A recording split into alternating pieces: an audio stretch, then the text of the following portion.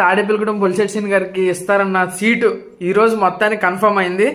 కాబట్టి మన చేయవలసిన కృషి ఇప్పుడు చేసి బొలిశెట్టి శ్రీను గారిని గెలిపించాలని చెప్పి మనస్ఫూర్తిగా కోరుకుంటూ, జై బొలిశెట్టి శ్రీను గారు, జై జనసేన. ఈసారి తాడేపల్లిగూడెం ఎన్నికలు వేరే రకంగా ఉంటాయి. యువత అంతా కలిసి రోడ్డెక్కి జనసేన సత్తా, బొలిశెట్టి శ్రీను గారి సత్తా మనం చూపించి బొలిశెట్టి శ్రీను గారిని ఎమ్మెల్యే కాదు మినిస్టర్గా చూపించాలి.